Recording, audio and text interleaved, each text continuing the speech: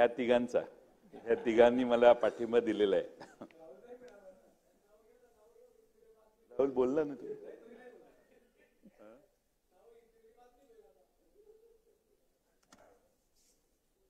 अध्यक्ष महोदय, दिवाळी अधिवेशन संपत आले आणि अध्यक्ष महोदय सरकारचं खातेवाटप अजून झालेलं नाही. वर्तमानपत्रातल्या बातम्या म्हणतायत की बरंच नाराजी नाट्य चालू आहे. 23 डिसेंबरला निवडणुकांचा निकाल लागला आणि ध्यानीमनी नसताना एवढं मोठं यश मिळालं. जनताही चक्रावून गेली आहे आणि हे कसं झालं असा प्रश्न अनेक जण महाराष्ट्रात विचारतात. अध्यक्ष महोदय, चुटकीसरशी सरकार स्थापन होईल अशी अपेक्षा होती, कारण 237 लोकांचा पाठिंबा या सरकारला आहे आणि कारभार सुसाट सुरू होईल असंही वाटत होतं. सरकार स्थापन करण्याचं सोडून लोक दिल्लीला जायला लागली. कोणी समारंभाला समोर येतच नव्हतं, कोणी थेट स्वतःच्या गावाला निघून गेलं. त्यात बरेच सरकारचे दिवस गेले आणि थोडंसं नाराजी नाट्य चालू होतं. आणि अध्यक्ष महोदय, एक ऋषी कपूरचा एक बॉबी नावाचा पंकजाताई सिनेमा आहे, त्याच्यात एक झूठ बोले कौवा काटे नावाचं एक बाबासाहेब गाणं आहे. त्यामध्ये त्याचे शब्द सध्याच्या परिस्थितीला फार अनुरूप होत आहेत असं मला वाटतं. तू मैके चली जाएगी, मैं डंडा लेकर आऊंगा. तू डंडा लेकर आएगा, मैं कुएं में गिर जाऊंगी. मैं रस्सी से खिंचवाऊंगा, मैं पेड़ पर चढ़ जाऊंगा, मैं आरी से कटवाऊंगा. सावे साहेब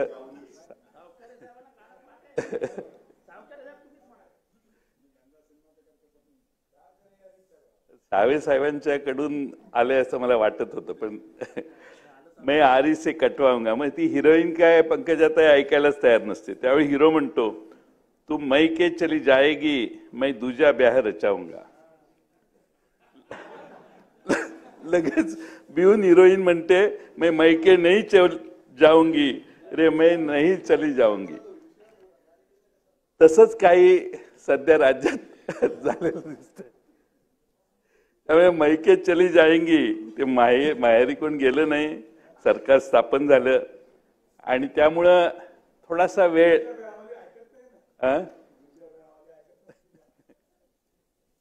दुजा ब्याह रचाऊंगा म्हटलं, लगेच घाबरून सगळी जुळणी झाली. त्यामुळे अध्यक्ष महोदय, सरकार स्थापन झालेलं आहे आणि आता आम्ही जाहिरात बघतोय. सरकारचं आता ब्रीजवाक्य झालेलं आहे की महाराष्ट्र आता थांबणार नाही. 23 डिसेंबरला निकाल लागला. 13 दिवसांनी मुख्यमंत्री, 2 उपमुख्यमंत्र्यांची शपथ झाली, सरकार स्थापन झालं. 10 दिवसांनी म्हणजे 15 डिसेंबर रोजी मंत्रिमंडळाचा विस्तार झाला. आज तारीख 21 डिसेंबर आहे. 1 महिना होत आला.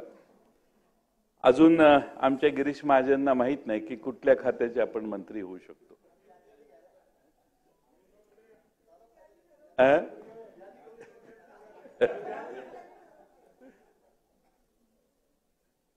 एक महिना होत आला. सभागृह जवळपास 6 दिवस संपले, पण मंत्री महोदयांना हे माहित नाहीये की कोणत्या खात्याचं आपल्याला उत्तर द्यायचं.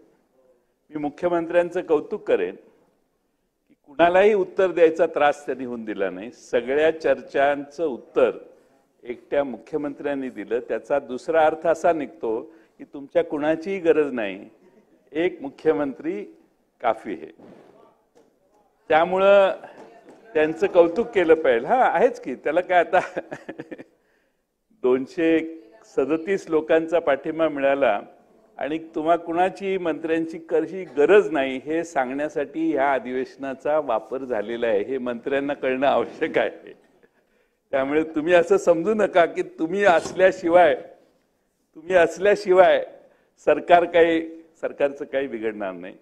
एकटे देवेंद्र फडणवीस हे सरकार चालवू शकतात हे या अधिवेशनात तेच ना, निवडणुकीनंतर कळलं. आता नवीन आपण झालेले आहात मंत्री. मला माहिती आहे तुमची कधी मंत्री खातं मिळेल हे वाट तुम्ही बघत असाल. पण अध्यक्ष महोदय, महाराष्ट्र थांबणार नाही हे जे वाक्य आहे ते 2014च्या भारतीय जनता पक्षाच्या जाहीरनाम्यातलं वाक्य आहे. आणि त्यावेळी ते 3 लाख कोटी रुपयाचं कर्ज होतं राज्यावर. त्यावेळी महाराष्ट्राला आश्वासन भारतीय जनता पक्षाच्या जाहीरनाम्यात दिलेलं की हे कर्ज आम्ही कमी करू. मधला 2.5 वर्षाचा काळ सोडला तरी 7-7.5 वर्ष आपलं राज्य आहे. अध्यक्ष महोदय, आम्ही 9 लाख कोटी रुपयाच्या कर्जापर्यंत पोहोचलेलो आहोत. MIDCच्या वृद्धीसाठी उद्योग संजीवनी योजना आणण्याचं भारतीय जनता पक्षाच्या मी तुमचंच कौतुक करत होतो.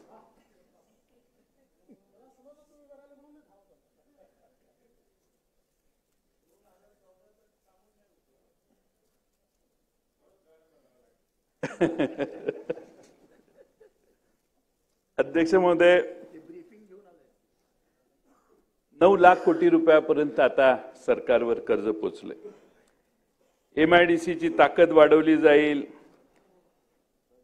अशी त्यावेळच्या पासून आश्वासन, 19 साली पण आश्वासन, 24 साली आश्वासन. पण राज्यातल्या कंपन्या महाराष्ट्राच्या बाहेर जात आहेत. काल परवा माननीय मुख्यमंत्र्यांनी उत्तरात सांगितलं की तुम्ही सांगताय ते काय खरं नाही, असं काही होत नाही. त्याचं माझ्या बोलण्याचं कालच उत्तर त्यांनी दिलेलं आहे. पण तरीही माझं असं म्हणणं आहे की ITच्या हिंजवडी पार्कमध्ये आपण जर गेलो तर अनेक लोक आता कंपन्या शिफ्ट करायला लागले. महाराष्ट्रामध्ये मोठा प्रकल्प यावा अशी अपेक्षा महाराष्ट्रातल्या जनतेची कायम असणं स्वाभाविक आहे. पण त्याचबरोबर अध्यक्ष महोदय, पेट्रोल डिझेल याच्यावर काय मी बोलत नाही, कारण आता लोकांना सवय झालेली आहे. 100 रुपयाच्या वर, सेंचुरीच्या वर. आता 125 रुपयाचं पेट्रोल कधीपर्यंत जाईल ही तारीख आणि साल फक्त सरकारने सांगणं बाकी आहे. पण तेही लोक महाराष्ट्रातली सहन करतील याची मला खात्री आहे. पेट्रोल डिझेल याचे दर वाढले तर आता जनतेला काही फारसं त्याचं वाटत नाही असं त्याचा अर्थ आहे.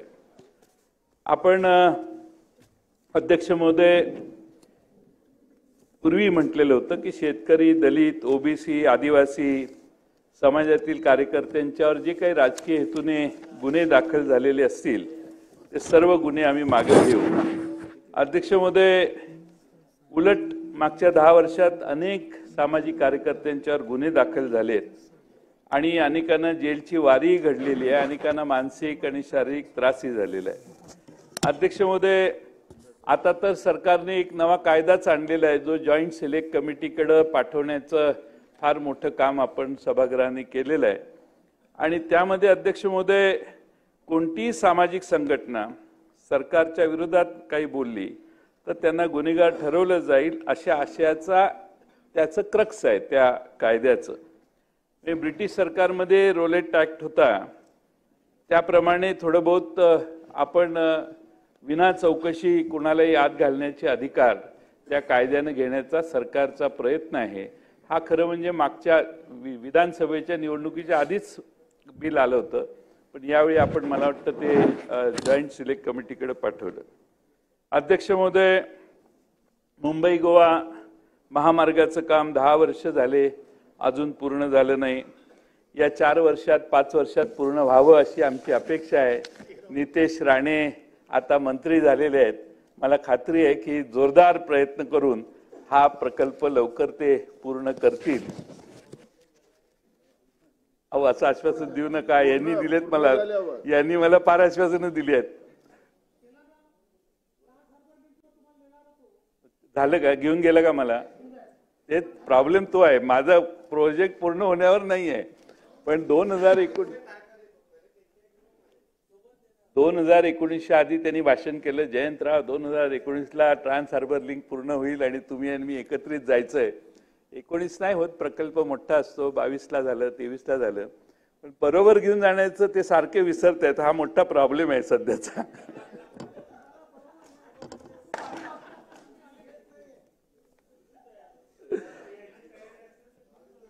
इशारों में क्या हो रहा है? नाही, आश्वासनच सभागृहातलं आश्वासन आहे त्यांचं. ते आश्वासन देतात, ते पाळत नाही. तसा माझा अनुभव फार वर्षापासून आहे. अध्यक्ष महोदय, टोलच्या बाबतीतही आजही महाराष्ट्रात अनेक ठिकाणी जनतेला टोल भरावा लागतोय. ज्यांची मुदत संपलेली आहे तिथंही टोलची वसुली अजूनही चालू आहे. त्यामुळे टोल मुक्त महाराष्ट्र ही जी घोषणा होती तीही पूर्ण करण्याची संधी या 5 वर्षात माननीय मुख्यमंत्र्यांना मिळेल अशी मला खात्री आहे. मराठी शाळा वाचू असं त्यावेळी आश्वासन होतं. आजही मराठी शाळांचा टक्का घसरतोय. महिलांच्या सुरक्षिततेवर जास्त मी बोलून वेळ घेत नाही, पण महिलांवर घरगुती हिंसाचार, अपहरण, लहान मुलींवर अत्याचार, मुलींचे बेपत्ता होण्याचे प्रमाण महाराष्ट्रात प्रचंड वाढलेले आहे. आणि गृहमंत्री म्हणून मला खात्री आहे की याची त्यांना जाणीव असेल. अध्यक्ष महोदय, लाडकी बहीण योजना फार चांगली योजना आपण काढली. 65 वर्षाच्या वरच्या महिला फार नाराज झाल्यात तुमच्यावर. 65 वर्षापर्यंत वरच्या ज्या महिला आहेत त्यांनाही याच्यात आपण घ्यावं. त्यांना त्यांचे कसं आहे, वय जास्त झालं, वयोश्री ठीक आहे, पण मला आपलं अभिनंदन केलं पाहिजे की आपण सभागृहात सांगितले की कोणती योजना आम्ही बंद करणार, सगळ्या योजना आम्ही चालवू, पूर्ण करू. हे जे आश्वासन आहे हे रेकॉर्डवर आपण दिलेलं आश्वासन आहे. आणि मला खात्री आहे की हे आश्वासन महाराष्ट्रातल्या एकाही लाडक्या बहिणीचं नाव यादीतनं कमी न करता आपण पूर्ण कराल.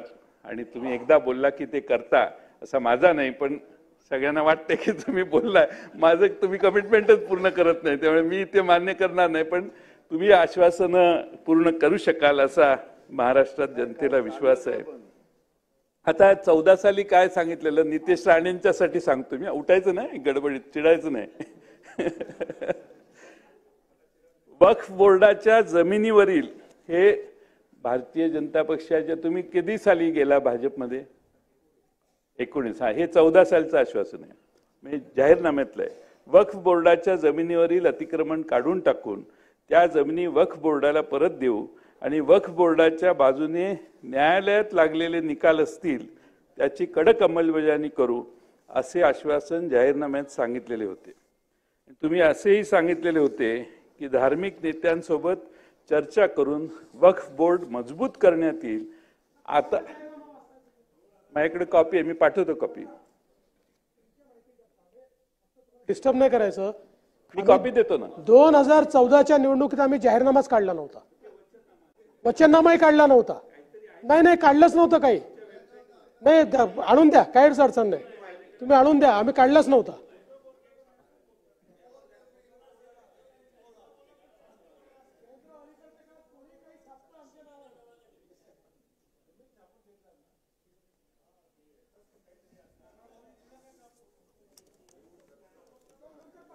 मी नंतर पाठवतो, माझ्याकडे आहे, प्रिंटेड आहे. मी प्रिंटेड असल्याशिवाय वेबसाईटवरून डाउनलोड केल्याशिवाय मी बोलूच शकत नाही. मी फार पुराव्यानिशी आहे माझ्याकडे ते. पण ठीक आहे, आता भूमिका तुमची 180 डिग्रीमध्ये चेंज झाली आहे, माझं त्याच्याबद्दलही काय म्हणणं नाही. आता छत्रपती शिवाजी महाराजांचा मालवणला पुतळा पडला, आपण गेलेलो सगळे मिळून, निलेशजी आलेला, तुम्ही नव्हता होत त्या दिवशी. पण ह्याच्यात दोषींच्यावर काय कारवाई, काही चर्चाच नाही. पुतळा ज्यांनी केला त्याच्यावर काय कारवाई साहेब उत्तरात सांगतील ना. तर काय कारवाई आम्हाला माहिती पाहिजे होती की काय कारवाई झाली, तो पुतळा असा का वीक झाला, त्याची डिझाईन कोणी केलं, हे आर्किटेक्चर कोण होतं, हे माहिती निघणं आवश्यक आहे. पत्रकार मंडळी आमचे रात्रंदिवस काम करतात, तुमच्या सगळ्यांच्या बातम्या चांगल्या देतात. तुमची पूर्णपणाने कुठेही बातमी मागच्या 6 महिन्यात आम्हालाही न्याय देतात. तुमची म्हणजे आपल्या सगळ्यांचीच. पण अध्यक्ष महोदय, तुम्ही 1500 रुपये पेन्शन देणार असं सांगितलेलं होतं त्यांना. पत्रकारिता जे पेन्शन आहे ते एक मी आपला कार्यक्रम फक्त तुम्हाला आता काय पहिलंच अधिवेशन आहे, 5 वर्षात आश्वासनं जी पूर्वी दिलेली आहे त्याची फक्त आठवण पंकजाताई मी करून देते, बाकी काही नाही. 1500 रुपये पेन्शन देणार असं एक आश्वासन तुम्ही दिलेलं. नद्या प्रदूषित झालेल्या नद्या स्वच्छ करणार असं आश्वासन होतं. आमच्या वारणा नदीमध्ये एक मगर पोल्युशनमुळे मृत्युमुखी पडली. त्यामुळं तिला कदाचित वारणा ही सगळ्यात स्वच्छ नदी त्या भागातली, पण प्रदूषणामुळे ती मृत्युमुखी पडली असं लक्षात आलं. त्याचबरोबर अध्यक्ष महोदय, 14 सालची आश्वासनं 19 ह्याचीही पूर्तता झाली नाही. 14 साली कंत्राटी कामगारांसाठी आयोग नेमण्याचं ठरवलेलं होतं, 19 साली पण तेच आपल्या जाहीरनाम्यात होतं. संभाजीनगर, नागपूर, नाशिक येथे IT पार्क उभारण्याचं आश्वासन 14ला दिलं, तसंच 19 साली दिलं. या तिन्ही ठिकाणी 2014ला महात्मा ज्योतिबा फुले, सावित्रीबाई फुले यांना भारतरत्न देण्याचं आश्वासन होतं, तेच 19 सालच्या कमिटमेंटमध्येही होतं. आणि मी हे आठवण करतोय, म्हणजे आता 4 वर्षात तुमच्या प्रयत्नाने होईल अशी अपेक्षा आहे. विजेचे दर कमी करण्याचं आश्वासन मुख्यमंत्री महोदय 14 सालापासून आपण देतोयच. तर 2024 साल आता उजाडले. मी मध्ये एकदा माहिती दिलेली, शेजारच्या सगळ्या राज्यांची, आंध्र प्रदेश, कर्नाटक, शेजारच्या सगळ्या राज्यांचे दर हे अध्यक्ष महोदय आपल्यापेक्षा कमी आहेत. त्यामुळे आपल्या राज्याचे दर एवढे जास्त आहेत आणि आपलं आश्वासन आहे की 30% दरापेक्षा आपण कमी दर करणार. पुणे, नागपूर इथं नवीन विमानतळ उभारण्याचं आश्वासन 14 साली होतं, 19 साली दिलं, 24 साली पण कदाचित असेल, मला माहीत नाही. पण अध्यक्ष महोदय, प्राण जाय पण वचन न जाय, याप्रमाणे आपण दिलेला शब्द महाराष्ट्र चातकाप्रमाणे पूर्ण कराल, कारण परत तुम्हाला संधी मिळालेली आहे. आणि तुम्ही कसं आहे, मी पुन्हा येईन सांगितलेलं असल्यामुळं, त्यामुळं मधल्या 5 वर्ष बाकीचे जे काही खेळ होते ते होऊन दिले तुम्ही. आता तुम्ही स्वतःच आलेला आहात, म्हणून मला हे आठवलं. किती वाजतोपर्यंत आपलं? थोडा वेळ आपण एक अजून 5 मिनिटं. 5 मिनिटात नाही जमणार, मग मी आत्ताच थांबतो. आत्ताच थांबू नका, किती वेळ लागेल? ह्या तिघांनी मला पाठिंबा देऊन यांचा वेळ दिलेला आहे. हे राष्ट्रवादीचे सकाळी अजित पवार गटाचे आपण असं ठरवलेलं की 3 वाजता आपण मुख्यमंत्र्यांचा रिप्लाय घ्यायचा आणि प्रकाश सोळंकी, ह्या तिघांनी वेळ दिलेली आहे. आपल्याला 3 वाजता रिप्लाय घ्यायचा होता, तर साधारण 3:15 पर्यंत आपण रिप्लाय चालू करू. स्पीड करू. मी काय आठवडाभर कधी त्रास दिला का अध्यक्ष महोदय?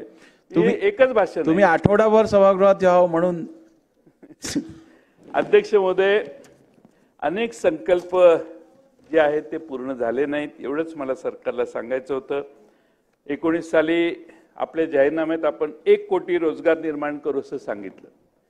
2024 मध्ये व्हेरी वाईज डिसिजन, म्हणजे मी त्याचं स्वागत करतो. तुम्ही हे 1 कोटीचा आकडा काढून टाकला आणि सांगितलं 25 लाख रोजगारच निर्माण करू आम्ही.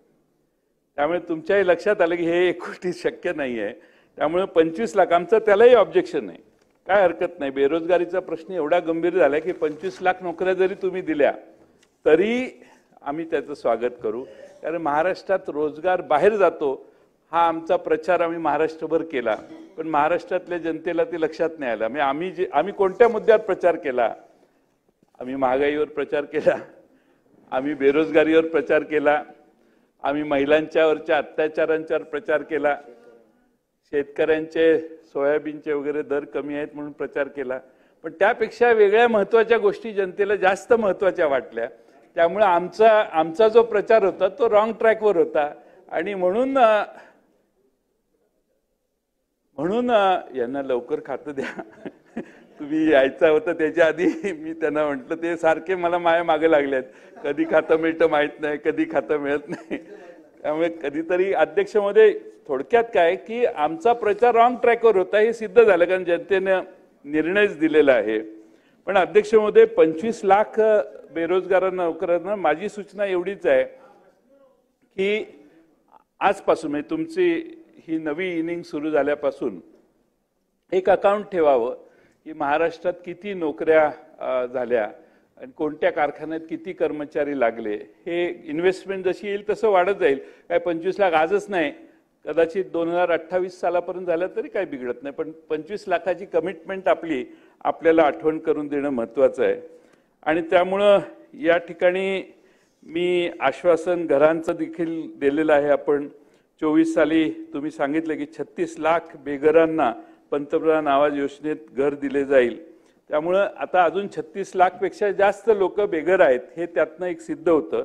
पण मूळ आश्वासन असं होतं की पंतप्रधान आवास योजनेअंतर्गत 2022 पर्यंत सर्व बेघरांना घर देण्याचं कमिटमेंट आपली होती. 22 आता आपण 24ला आपल्याला 36 लाख अजून बेघर आहेत हे लक्षात आलेलं आहे. आपण आता कुटुंब वाढली, बरोबर आहे. मी दोष देतच नाही तुम्हाला, हे दोष द्यायचं भाषणच नाही आहे. मी फक्त दिस इज रिमाइंडर, मी तुमच्यावर टीका करतच नाहीये. त्यामुळे 28 पर्यंत $1 ट्रिलियन अर्थव्यवस्था बनणार असं आपण सांगतोय. आता हे 28 फिक्स झालं पाहिजे, 28 38 होता कामा नये ह्याची काळजी पण तुम्हीच घ्यायची आहे, कारण ही सगळी जबाबदारी तुमच्यावरच आहे. आणि 10 लाख नवीन उद्योजक आपण तयार करणार आहात. निदान 2029 पर्यंत नाशिकला तरी IT पार्क निर्माण कराल अशी अपेक्षा आहे. 50 लाख लखपती दीदी कराल आश्वासन आहे आपलं. शेतकऱ्यांना कर्जमाफी आणि शेतकरी सन्मान निधी 15,000 द्याल. आपण सरसकट कर्जमाफीचं घोषणा केलेली इलेक्शनमध्ये, बरोबर आहे. असं वाचल्यासारखं झालं, ऐकल्यासारखं झालं. सरसकट कर्जमाफी महाराष्ट्रात द्यायची बहुतेक झालंय काहीतरी तसं तुमच्या तोंडातून. मला माहित नाही, मी काय तुम्हाला बोला असं म्हणत नाही, पण मी ऐकलंय ते जनता असं आहे की बहुतेक देवेंद्रजी आपले देवाभाऊ आपल्याला सरसकट कर्जमाफी देणार अशी महाराष्ट्रात जनतेचा एक समज झालेला आहे. नसेल, तुम्ही फ्लोअर ऑफ द हाऊस मध्ये काही कमिटमेंट करू नका. पण पुढचा विषय घेतो. शेतमालाला हमीभाव देण्यासाठी 20% भावांतर योजना आणणार असं आपली कमिटमेंट आहे. आणि एक आश्वासन आहे की शेतकऱ्यांच्या खतावरील GSTचा परतावा द्या. ही फार मोठी कमिटमेंट आहे. खतं महाराष्ट्रात खरेदी जातील, त्यात केंद्राचा GST असतो, राज्याचा असतो, त्यातला राज्याचा GST फॉरगो करण्याची आपण कमिटमेंट दिलेली आहे. सोयाबीनचा दर 6,000 रुपये द्याल, जो तुम्ही 2000 साली मागणी, तेव्हापासून आपला 6,000, इन्फ्लेशन वाढलं तरी तुमची मागणी 6,000चीच राहिलेली आहे. त्यामुळं ठीक आहे, 24 साली हे काहीतरी पूर्ण होईल अशी अपेक्षा करतो. आता आपण मध्ये काल परवा तर तुम्ही निवडणूक आयोगाचीच बाजू मांडत होता सभागृहात. म्हणजे पवार साहेबांनी काही भूमिका मांडली, तुम्ही निवडणूक आयोगाने याला उत्तर द्यायची, तुम्ही कशाला त्यात पडताय. ती निवडणूक आयोग ठरवेल. आम्ही विरोधी पक्ष काय बोलू ते तुमच्या विरोधी बोलत नाही, आम्ही निवडणूक आयोगाविरोधी बोलतोय. राज्याच्या मुख्यमंत्र्यांनी निवडणूक आयोगाची बाजू मांडणं हे थोडंसं जरा जादा झालं. आमची विनंती अशी आहे की पवार साहेबांची किंवा कुणाची गैरसमज का होतो, तर ती मरकडवाडी आहे ना, ते जानकर आज आलेले नाहीत, पण मरकडवाडीला एक मॉक पोल घेऊन टाकाय ना, काय फरक पडतो लोकांच्या. मार्कडवाडीला एक मॉक पोल, ते तर राजीनामा द्यायला तयार होते. आमचे ईमेल मिळून 10, त्यातला एक परत राजीनामा द्यायचा म्हटल्यावर प्रॉब्लेम, म्हणून मी म्हटलं राजीनामा देऊ नको, एक मॉक पोल आपण घेऊ. त्यामुळे आपल्याला आमची विनंती आहे की तुम्ही उत्तरात हे देऊ नका, कारण परवा ह्याच्यावर तुम्ही भरपूर बोललेला आहात. माझी उत्तराची अपेक्षा नाही आहे, पण मॉकपोल घेणं हे त्यांची गावाची मागणी आहे. शेवटी गाव एकत्रित येतं आणि मतदान करायची प्रयत्न करतं, त्याला पोलिसांनी येऊन थांबवणं विनाकारण शंका वाढते. तुम्ही तुमच्या मेरिटवर निवडून आलेला आहात दादा, त्याबद्दल काही शंका नाही. तर मॉकपोल जर कोण गाव करत असेल तर करून द्यायचं, असं आपण लिबरल राहायला पाहिजे. शेवटी लोकांच्या मनात जे काय असेल त्याप्रमाणे त्या गावात जर काही कार्यक्रम त्यांनी घेतला, सरकारच्या नियंत्रणात करा, काय हरकत नाही. अध्यक्ष महोदय, बाकीच्या अनेक गोष्टी आहेत, त्याचा सगळा मुद्दा बोलून मी आपला वेळ घेऊ इच्छित नाही. मध्ये सोडलेली पानं मी पटलावर ठेवून जातो, पण अध्यक्षमध्ये महाराष्ट्रात आणि खास करून विदर्भ मराठवाड्यात आम्ही फिरलो त्यावेळी सोयाबीन, कापूस, माणसांच्या मनात दराच्या बद्दल चीड असायची. सोयाबीनला 3200-3300 रुपये त्यावेळी मिळायचे. कपाशीलाही भाव नव्हता, शेतमालाला भाव नाही. आपण सगळे शिवराज सिंग चौहान साहेब केंद्रीय कृषी मंत्री यांनी सर्व माल हमी भावाने खरेदी करण्याची आम्ही गॅरंटी घेतो असं सांगितलंय आणि प्रत्यक्ष मात्र ते होत नाहीये. मार्केटमध्ये जर आपण गेला तर 11 पैकी 8 पिकांना हमी भावापेक्षा कमी भाव मिळतो. कापूस, सोयाबीन ह्याला तर मिळतोच, पण ज्वारी, बाजरी, मका, मूग, भुईमूग, सूर्यफूल या पिकांना बाजारात हमी भाव सध्या मिळत नाही. धान, संत्रा, तूर याची कमी जास्त प्रमाणात तीच परिस्थिती आहे. सोयाबीनला 800-900 रुपये कमी भाव हमीभावापेक्षा मिळतोय, 15-20% कमी भाव आहे. त्याचबरोबर ज्वारीचा भावही आपल्या सरकारने 3371 दिलाय, बाजारात 2400 रुपयाला विकले जाते ज्वारी. मक्यालाही 2225 दर आहे, पण विकली जाते साधारणपणाने 1900-2000च्या दराने. मुगाचा भाव पण 8682 रुपये आहे. बाजारात मुगाला 8000चा नाही, आता 6,500 रुपयानं मूग शेतकऱ्यांना विकावा लागतोय. सरकारने मुगाचा हमीभाव मागील 3 वर्षात मोठ्या प्रमाणात वाढवलाय आधारभूत किंमत, पण दर मात्र मार्केटमध्ये तसे मिळत नाहीत. भुईमुग देखील 6783 हमीभाव जाहीर केलाय, पण 5000, 5200, 5600च्या दरम्यान आहे. सूर्यफुलाचाही भाव खूप कमी आहे, 7280 रुपये दर सूर्यफुलाचा हमीभाव आहे, पण शेतकरी 5-5.5 रुपयांनीच माल विकतोय. त्यामुळे अध्यक्ष महोदय, परिस्थिती शेतकऱ्यांची आता हमीभाव म्हणजे काय? हमीभाव म्हणजे त्याच्या उत्पादनाचा खर्च लक्षात घेऊन दिलेला दर. त्याचा 25-30% जर शेतकऱ्याला अध्यक्ष महोदय जर कमी दर मिळत असतील तर आपला धंदा शेतकरी तो व्यवसायच करतोय बिचारा, तर तो कसा फायद्यात होणार? आणि म्हणून अध्यक्ष महोदय माझी सरकारला विनंती आहे की सरकारने हमी भावाची केंद्र चालू करून एक अशी मेकॅनिझम सुरू करावं की व्यापाऱ्याकडे गेला आणि त्याचा दर कमी असेल तर त्याला आपल्याकडे येऊन ते देता यावं आणि त्याचं स्मूथ वर्किंग असावं. शेतकऱ्यांनी मागणी केली, आंदोलनं केली, मग सरकारने केंद्र उभी करणं, याच्यापेक्षा एक परमनंट काहीतरी सिस्टीम मुख्यमंत्री महोदय आपण काढावी अशी आमची विनंती आहे. कापसाची निर्यात थांबवली, त्यामुळे काही प्रश्न तयार झाले. कापूस उत्पादकांचे नवे प्रश्न, विदर्भातल्या सगळ्या भागात कापूस उत्पादकांना आज दर मिळत नाही, ही भावना शेतकऱ्याच्या मनात फार मोठ्या प्रमाणात आहे. मध्ये 22 लाख गाठी आयात केल्या केंद्र सरकारने, त्याचाही फटका महाराष्ट्रातल्या कापूस उत्पादकांना बसला. आणि त्यामुळं आता पीक विम्याचं तर बोलणं काही आवश्यक नाही. माझी खात्री आहे की तुम्ही पीक विम्याच्या प्रश्नासाठी महाराष्ट्रातल्या मराठवाडा, विशेषतः खानदेश, विदर्भ, पश्चिम महाराष्ट्र सगळीकडचीच परिस्थिती आहे.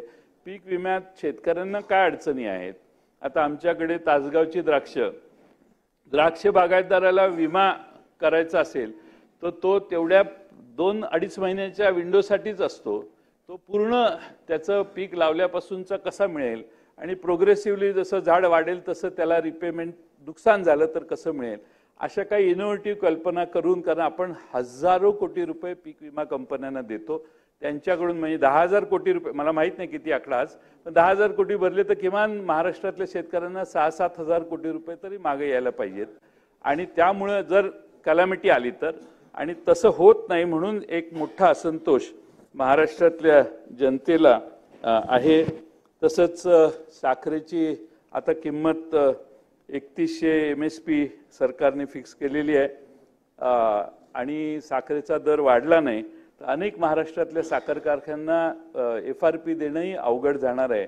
म्हणून मी आजच सन्माननीय नितीन गडकरी साहेबांना सकाळी भेटून आलो.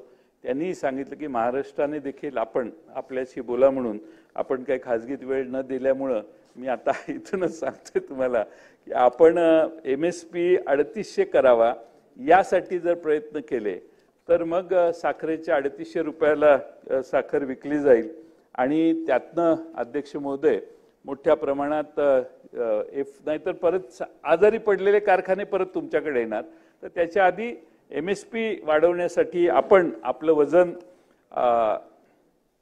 या इतरांच्या पेक्षा दिल्लीत फार भरपूर आहे आणि आपल्या वजनाची तुलनाच भारतातल्या कुठल्याही मुख्यमंत्र्यांच्या बरोबर होऊ शकत नाही.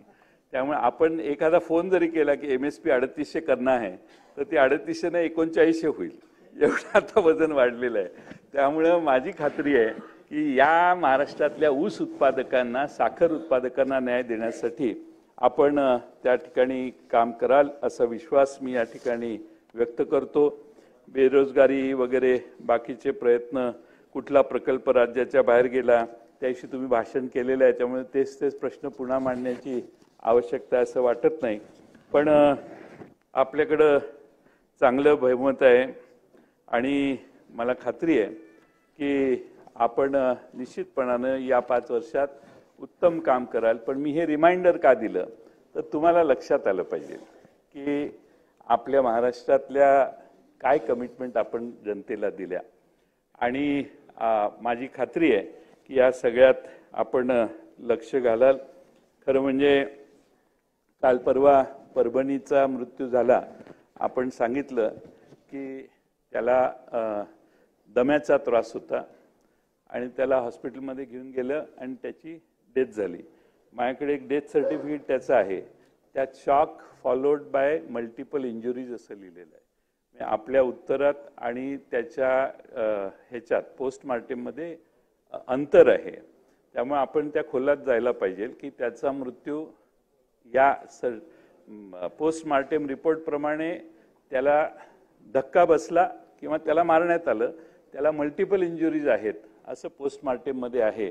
त्यामुळे तो दम्याने गेला किंवा श्वासाने त्याला इश्यू झाला असं कारण वन ऑफ द कारण असू शकेल. पण त्याच्या शरीराला ज्या मल्टिपल इंजुरीज होत्या त्या का झाल्या याची चौकशी आपण करावी अशी माझी विनंती आहे. आपण बीड जिल्ह्यातल्याबद्दल उत्तर दिलेलं आहे, पण त्याला टाइम लिमिट, शेवटी काय न्याय लगेच मिळाला नाही तर त्याला न्याय मिळाला असं म्हणत नाही. डिलेड असेल तर तो न्याय ॲक्युरेट नसतो, जरा विस्कटून असतो न्याय. त्यामुळं तुम्ही चटकन न्याय दिला तर मला खात्री आहे की न्याय झाला असं होईल. आता या 5 वर्षात तुम्ही साहेब कशाची चिंता करू नका. 238 काय फरक पडत नाही. त्यामुळे तुम्ही स्ट्रॉंग आणि कणखर भूमिका घ्या आणि जर कोणी दोषी असेल तर त्या दोषीचा शेवट करण्याच्यासाठी, शेवटपर्यंत पोहोचण्याचा प्रयत्न करा. मला खात्री आहे की तुम्ही हे धाडस दाखवाल.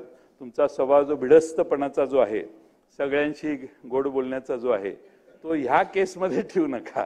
तुम्ही आलेल्या प्रत्येकाला समाधान करण्याचा प्रयत्न करता, गोड बोलण्याचं म्हणजे समाधान करण्याचा प्रयत्न करता. पण सभागृहातल्या अनेकांच्या भावना आहेत की अशा पद्धतीनं घटना परत महाराष्ट्रात होणार नाहीत याची काळजी आपण सगळ्यांनी घेण्याची आवश्यकता आहे.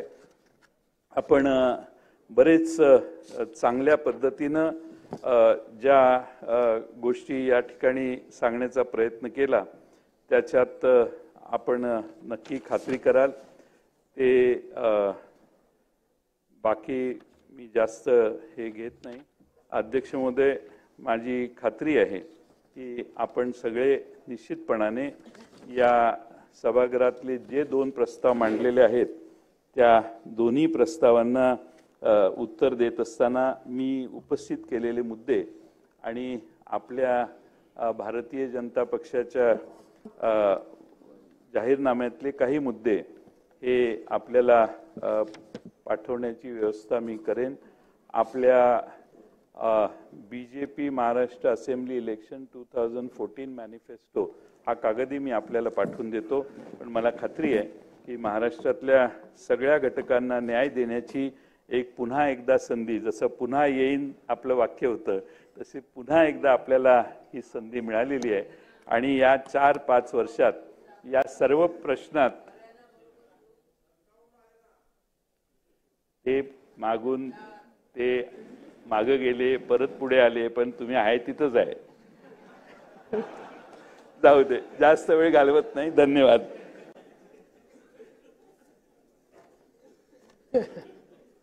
माननीय